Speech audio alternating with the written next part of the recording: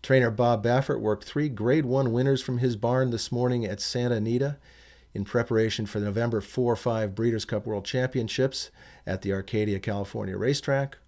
Let's start out with the 2-year-olds. Noted and quoted, a daughter of the Factor who won the Chandelier Stakes in her last start. Worked 5 furlongs in company with Czarina, getting the distance in a minute flat. Noted and quoted, who also finished 4th in the Del Mar Debutante before her recent win. She'll be going in the Breeders' Cup Juvenile Fillies. Next up is the Colts. Klimt, working in company with Sports Reporter, getting 5 furlongs in a minute flat. Klimt was the winner of the Best Pal Stakes and Grade 1 Del Mar Futurity at Del Mar before a second-place finish in the Front Runner Stakes Grade 1 race at Santa Anita last time out. He'll be going in the Breeders' Cup Juvenile. Finally, it's Dortmund, the big brown colt, who is heading for the Breeders' Cup Dirt Mile, working a half mile in 47-2 in company with Bollywood. Both of those horses owned by Kaleem Shaw.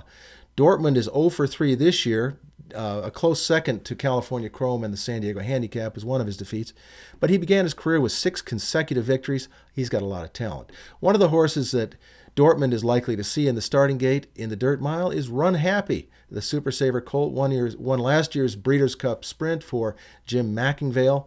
But the Connections have decided to try to stretch him out to a mile in the Dirt Mile. He worked this morning at Keeneland in 1:39 for a mile. Not the fastest workout for that distance for sure.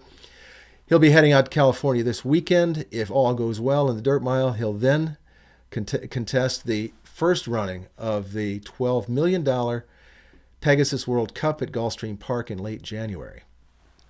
Well, there was a work stoppage of some sort at Thistledown today near Cleveland. We're still trying to get all the details, but the track had to cancel the first race. The horses came out to the paddock for the first race, circled the paddock for over an hour and a half, circled the walking ring for over an hour and a half, waiting for the valets to show up. They never did. They did schedule the second race on the card. We'll see if that gets taken care of. Well, it's another day. We've got another clenbuterol positive for trainer Ramon Preciado. Yesterday we told you about a positive test on a horse July 3 at Parks Racing in Philadelphia.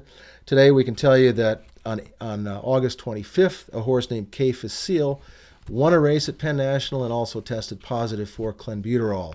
This is by our count the 10th clenbuterol positive for Ramon Preciado since August of 2015. His attorney has said that many of those, if not all of them, have been the result of sabotage by disgruntled employees. That's going to do it for the News Minute. We'll see you next time.